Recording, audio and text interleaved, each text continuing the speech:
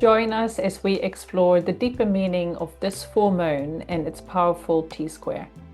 Today, we discuss the spiritual journey of the zodiac, the three phases of water and transformation, and why understanding cycles of creation, preservation, and destruction underpins true wisdom.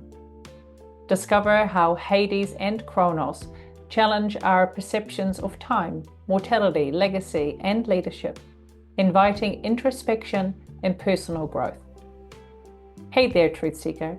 Welcome to the Star Kittens community where we discuss 13-sign astrology. Are you in alignment with your divine design? Do you want to master the metaphysical reality? Open the doors of perception. Each planetary body is an archetype, a template, if you will, that helps us interpret human behavior in the world around us. The more awake and aware we are, the more synchronicity will show up in your life. Our focus today is the Pisces Full Moon and the troubling T-square involving Kronos and Hades in Gemini. To help us reach more souls with this important message, please like, share, and subscribe. There's a lot going on, so let's jump in.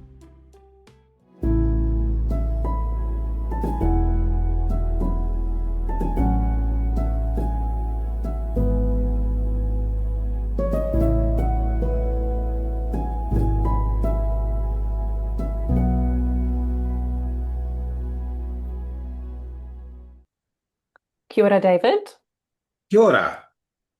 We are still in the full-on Virgo season, and for those listening to us for the first time, we use the true position of the planetary bodies and also the true size of each constellation. And Virgo is the largest one. It takes 45 days for the sun to travel through this constellation. So lots of Virgo energy for a long time, but today we are very much focusing on the moon energies, and the moon is sitting at in Pisces on this full moon at 22 degrees Pisces.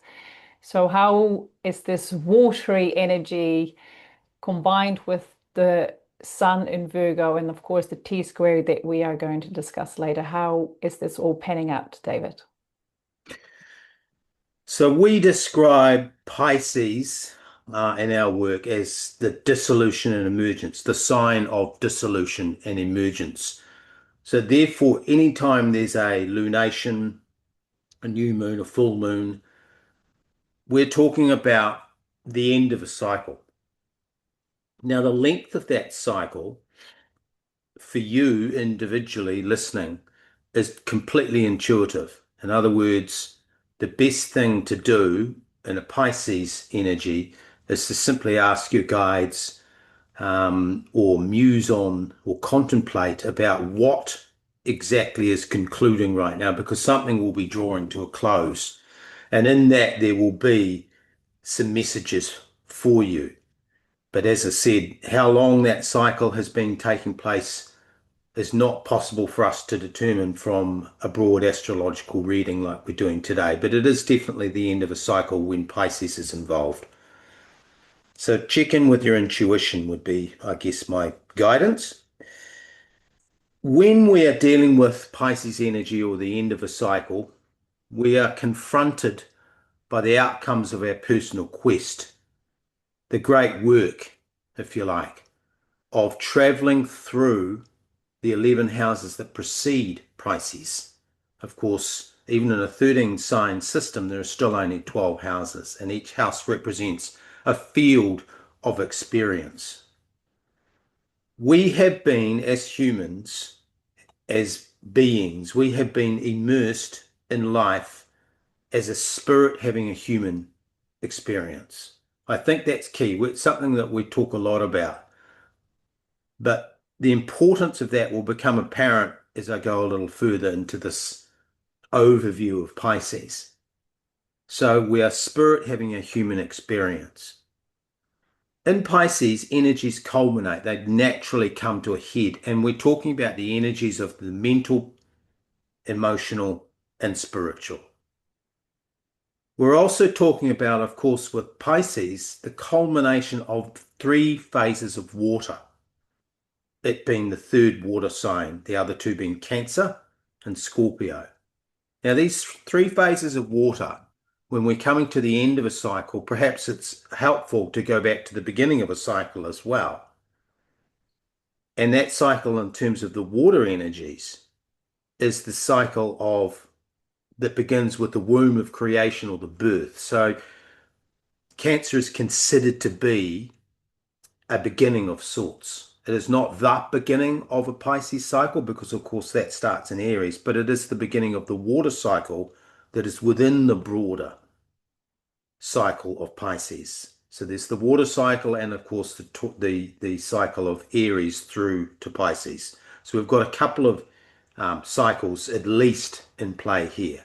But focusing on the water cycle, if Cancer is the womb of creation and therefore the point of birth of one of these cycles, and Scorpio being the midpoint is that of what we call separation. Separations are an interesting concept when we're dealing with the water energies, of transforming water energies.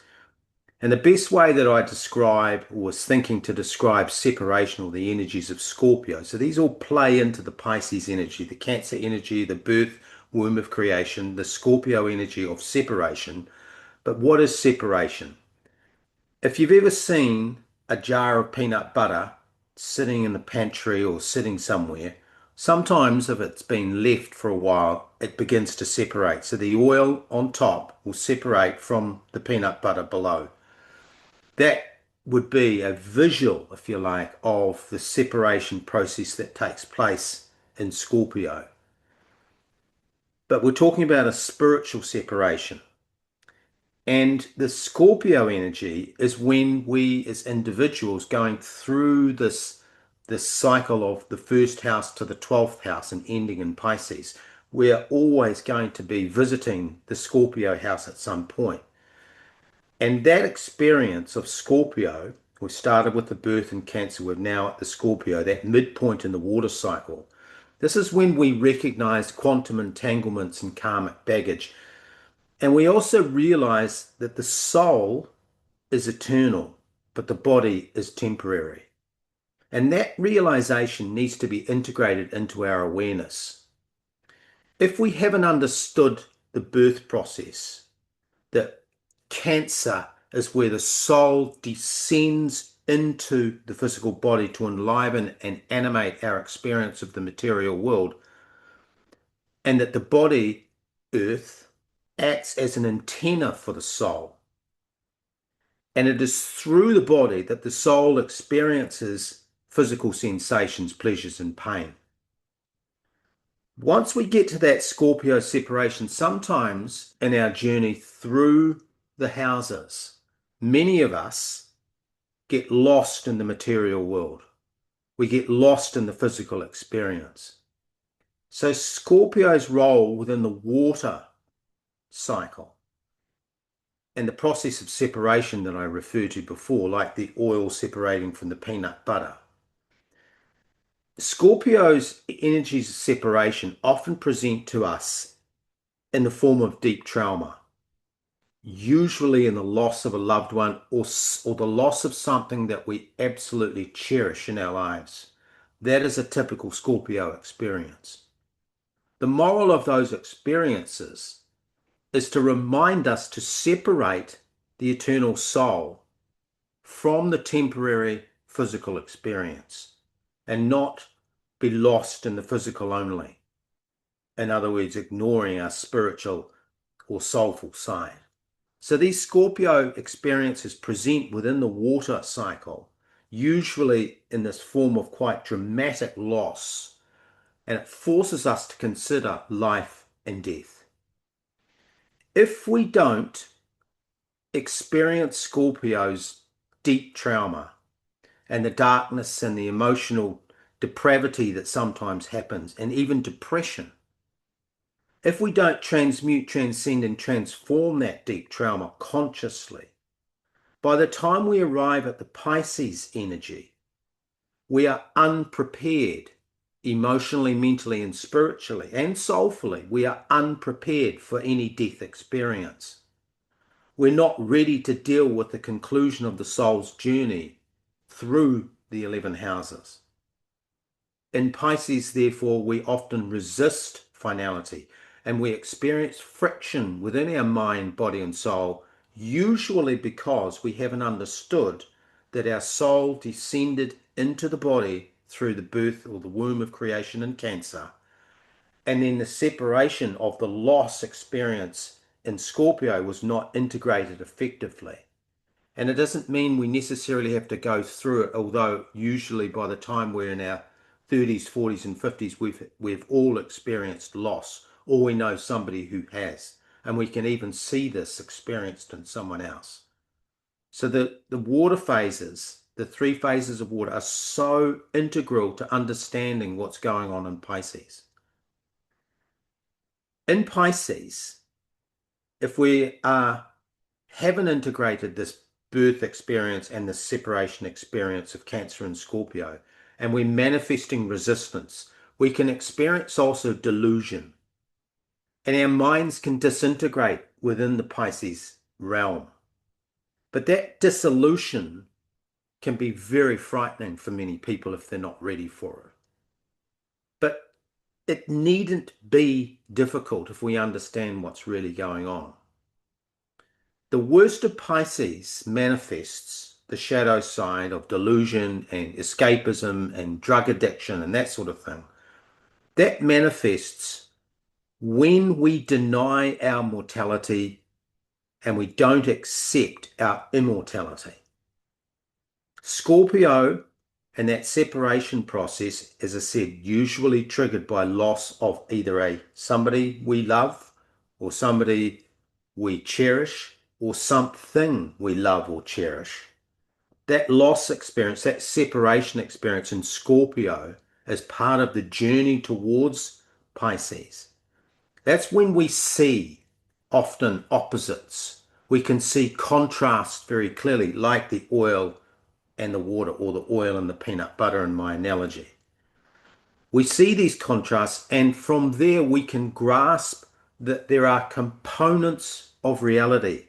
There are physical components, emotional components, and spiritual components. And it is also often in those deep Scorpio traumas, those experiences of loss, that we discover the divine light that exists within us. We often ask and say, what is it all about? And suddenly we discover that and we remember that we are actually spirit or soul having a human experience.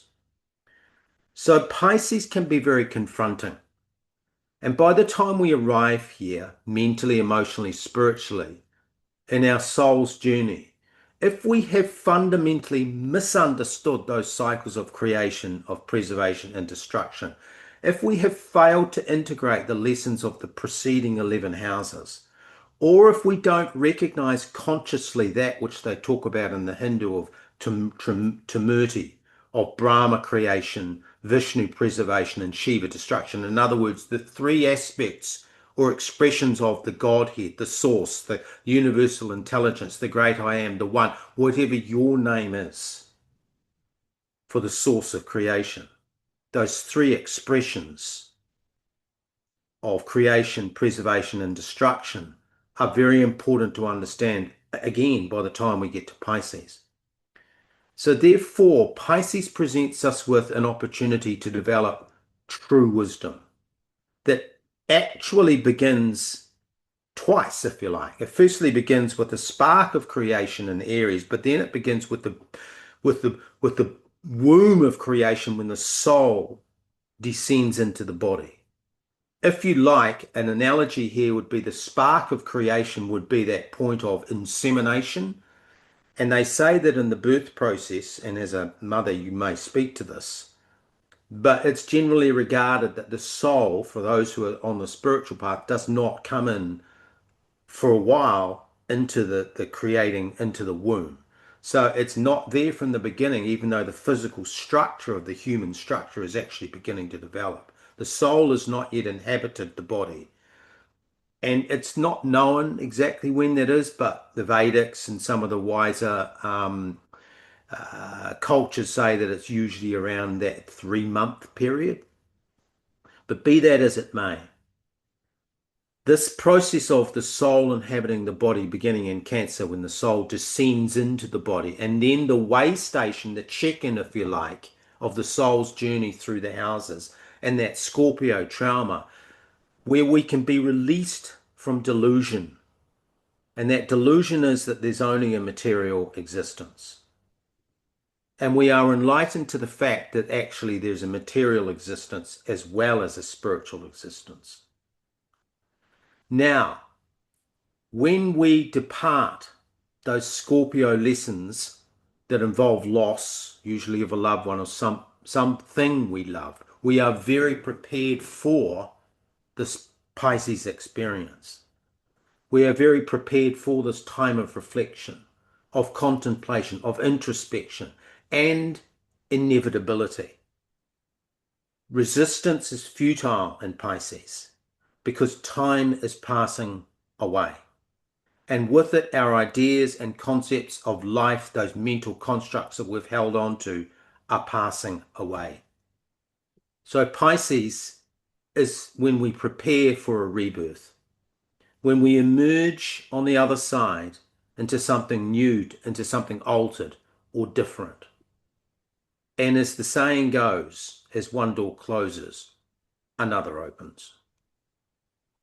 Which is so hard to confront. You used that word before.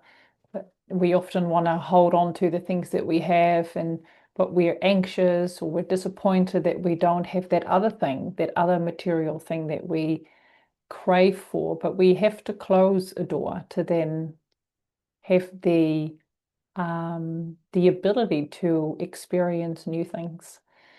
And by telling myself I am a spiritual being having a human experience, I am connected to all that is. This is just a temporary experience. And I love the symbology of Pisces, right? It's those two fish swimming in that circle, and that's for me, that's a design that's meant to be. It's we are starting and finishing and all coming together. So thank you for that explanation of the Piscean energy. For those listening, we will put a chart on the screen, but this full moon here in New Zealand occurs on the 7th of October at 4:47 p.m. The moon, as said earlier, is at 22 degrees Pisces because, of course, it's a full moon. The sun sits directly opposite in the chart and in the sky, sits at 19 degrees Virgo. And today we are going to highlight two planetary bodies that we have mentioned before, but today we're going to spend a bit more time on them. And so they are Kronos and Hades, and they are sitting at 15 and 16 degrees at Gemini. So first up, we're going to talk about Hades, and the first thing that comes up for me as a parent, and I am an 80s child, in the 90s, I think it was, there was this Disney movie that came out about Hercules, and Hades had a very prominent role in this movie. So I'm imagining this figure from the movie. But as you and I, David, we've often spoken about, each planetary body has a shadow side as well as a positive side. And Hades, it might have stirs, as you're listening, might stir this negative connotation of what is Hades. But we all have shadow and positive sides in us. So I hope that you will probably highlight both of those aspects. So let's deep dive into Hades first. So Hades and Pluto are related energies. They are not the same energies because obviously they're different planetary bodies, but they draw on the same concepts, the same ideas, the same field of reference, if you like. The mythology is slightly different, but the Hades experience, given what we've just talked about with the Pisces and the cycles and the birth and preservation and destruction cycles, Hades definitely falls into the destruction cycle. But Hades specifically in Gemini um, triggers our minds, therefore, and our ideas rather than our emotions. So Gemini being an air sign, so this is of the mind. So Hades triggers our ideas, beg your pardon, about the death experience. Of course, we are and have the world is going through, depending on which hemisphere you're sitting in. We've just been through equinox or solstice, that mid period. So, a lot of us are very consciously going through a change of seasons, right? So that is a death experience of sorts and a birth experience, depending on what's going on. Of course, we are coming out of a cold winter and beginning to see new life springing up everywhere, literally. So Hades and the death experience in Gemini are all linked. But as I mentioned before, the Hades experience is where we mentally descend into the underworld. And the underworld in this context refers to our unconsciousness. So we descend into the unconsciousness to retrieve wisdom and truth. This is where our concepts and constructs about the process of passing into or through the underworld or interacting with the underworld, the unconscious, for those of us who are living, and for those of us who have had people pass, we are talking about the afterlife experience as well. Many people reach out to those or feel that those who have passed are still with them because they believe that they're in another realm. Well, Hades is part of that realm. So there's a metaphorical and there's a literal expression of Hades, those using mediums to reach out to souls who have passed, but also it's the idea of moving into the underworld of our unconsciousness, which often is dark and it's unconscious to us because we don't really know what's there, or we fear what's in our unconscious. So Hades often is tied up with resistance and fear. So if we go back or step back to the idea of the Scorpio energy, of course, Scorpio, Pluto, and Hades are again all related. Then Hades represents that point at which materialism gives way to the soul. And because of the Gemini energy or the thinking or the air energy, we get to reflect, to contemplate, and consider what it is that we need to let go of, let it go, and let it go consciously. When we go inside the earth, i.e., our bodies, which in this context means going inside oneself. I've talked about Pisces being an introspective, reflective, contemplative energy. When we go inside the earth or inside ourselves, we descend into the earth or into the underworld of the unconsciousness. The earth is the symbol of the physical being. So therefore we must, because the soul is inhabiting the body, we must become conscious of our inner world, who we are, what motivates us, what drives us. Once our attention is directed inwards, a whole new world opens up. That is the underworld of Hades, the dark realm often of shadows and monsters, metaphorical or literal. But the descent into our unconscious or into that world of Hades or the underworld, the descent in Latin is called regussus ad uterum, which means the return to the uterus, a term often used in initiation rites. Of course, the uterus or the womb of creation is that of Cancer.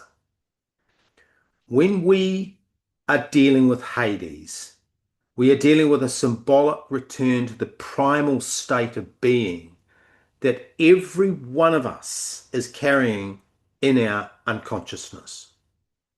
Therefore, it's in the collective unconsciousness as well. Deep inside of us, in the darkness of our psyche, and the dark corners of our minds, and the dark rooms of our hearts, and the darkness of our soul that hasn't seen the light of day, the soul memories, we call the moon, the soul, the repository of soul memories, wherever that darkness resides in our psyche, in there are the origins or causes of our actions. Therefore, regusis ad uterum, the return to the uterus or the return to the womb, is a necessary condition for us to enter the moonlit area of death and subsequently rebirth. Terra Mater, Mother Earth, is always related to birth and the connection between man and woman, consciousness and unconsciousness, from which new life springs after death. In a very practical sense, Hades and Gemini could be about creating or revising a will. It could be about thinking about our legacy. What do you want to be known for? There's a technique which psychologists often use, and it can be applied at any stage of life in which you're fully embracing the idea, but it's to write your own epitaph and to use that as a guiding principle that infuses the virtues and values with which you conduct your life. Writing your own epitaph is something that is a very powerful Hades and Gemini thing to do.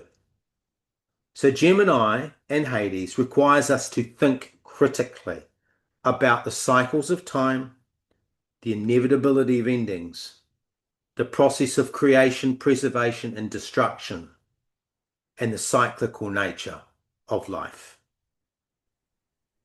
Cycles everywhere. I'm excited to see all the beautiful blossoms on the trees here.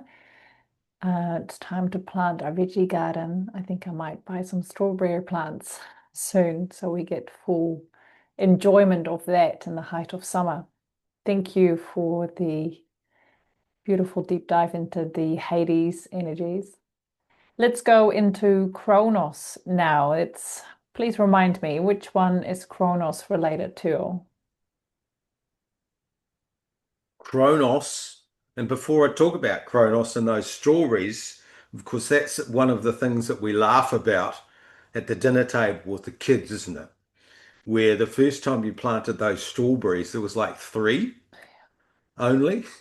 So it wasn't the most successful. And I think somebody who had a green thumb said to you, "I'll just wait. It's the second and the third and the subsequent years where you get more strawberries," and that's exactly what happened. But those first three strawberries disappeared down the mouths of you and your two kids, and I was left without any strawberries. But the second time, which was our last Christmas, we did enjoy some beautiful strawberries from the garden. So thank you for talking about that. They're really good too. So Kronos in Gemini has a dual meaning. Kronos with a K, sometimes spelt with a C too, but we're spelling it with a K. It represents our concepts about time. That's one of the meanings, Kronos in time. And therefore, because of the Gemini energy, thinking about how do we engage with time? How do we embrace it, resist it, or waste it? Kronos in Gemini also represents leadership. Kronos in mythology was a Titan king who ruled over the quote unquote golden age. He was, excuse me, the son of Gaia, the earth mother, and Uranus, the sky father, and he was the 12th descendant of that couple. Therefore, he was the end of that dynasty, if you like. And there's a whole bunch of stories, which we won't go into fully today, about how Kronos saw his father, Uranus, and usurped his father, and therefore that's what sets up the metaphorical and archetypal conflict between the father and the son. Of course, um, reflected in the Age of Pisces and the Age of Aquarius, where the Age of Aquarius being ruled by Uranus and the Age of Pisces being ruled by Saturn, and therefore Kronos and Saturn energies are linked, just like Hades and Pluto energies are linked. And we've talked before about why sometimes there's multiple names for these deities, Kronos and Saturn, or Kronos with a K and a C, or Saturn. They're all referring to the same energies because of the Greek and the Roman and the different mythologies. They all kind of blend and mix.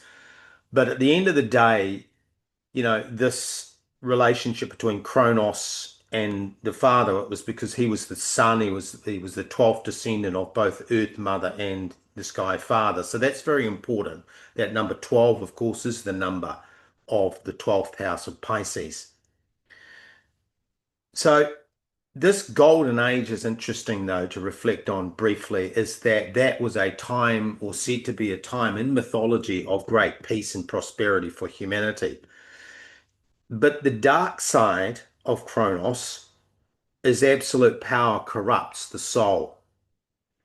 And this is an interesting one when we think about that Scorpio energy, or that way station, if you like, where we can get so caught up in the human experience of life and power that sometimes it takes a traumatic experience to jerk us out of that reality. And this is where the dark side of Kronos meets the end of a dynasty, if you like. If a ruler or somebody in an authority position is suddenly confronted with the end of the line, that's a Scorpio type experience for somebody in Kronos. So Kronos and leadership and the end of leadership cycles is also linked, of course, to time as well.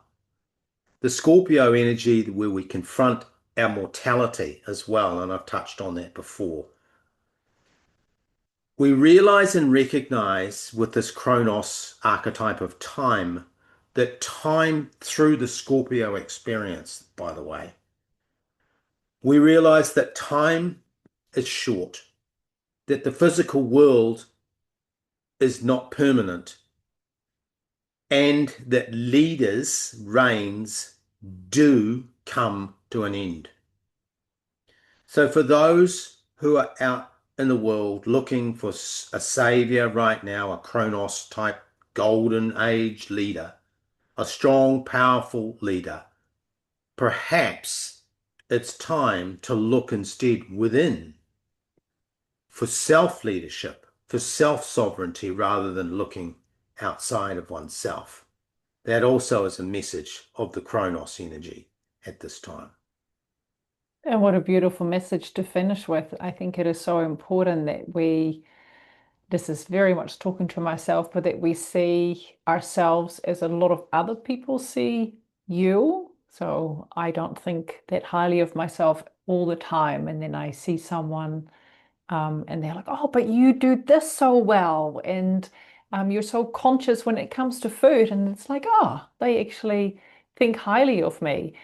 We are such powerful beings in the way that we think about ourselves. And David, you've often just asked me, why do you belittle yourself? Why do you talk badly about yourself? Because that resonance, it's around you and your body will pick that up. And therefore I do my hardest to not swear at myself, but it's also my children will hear that. And if they hear you speak highly of you and the things that you do, then you are stepping into that leadership role and then you reflect that out into the world. And if you are a parent, then your children will pick that up.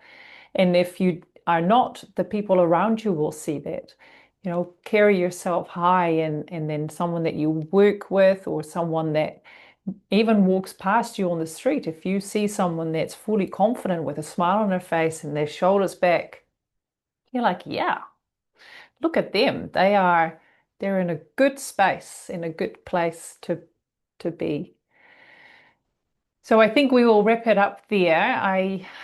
Every week I find out that we are on more and more podcast channels. So you can find us on any podcast that where you listen to, but the main ones that we use are Apple Podcasts, Spotify, and Audible. Of course, you can watch all our videos on YouTube. You can contact us for a chart to get the location of the true location of the planetary bodies at your time of birth. Go download a star app, night sky, whatever you have on your phone, and point it up at the sky. We are recording this at the end of September, and I did this earlier today, and I showed the person who was not aware of 13 sign astrology, and I said, look, it is in Virgo. The sun is in Virgo. It's not in Libra. Pluto has not just entered Aquarius. Pluto has just entered Capricorn. So we are sharing our knowledge to get you in touch with your divine design for this lifetime. And we do that by these full and new moon readings. But we also do proper natal readings that you can book in with us. So we look forward to sharing our knowledge with you. Any parting messages, David? Namaste. Namaste. Until next time.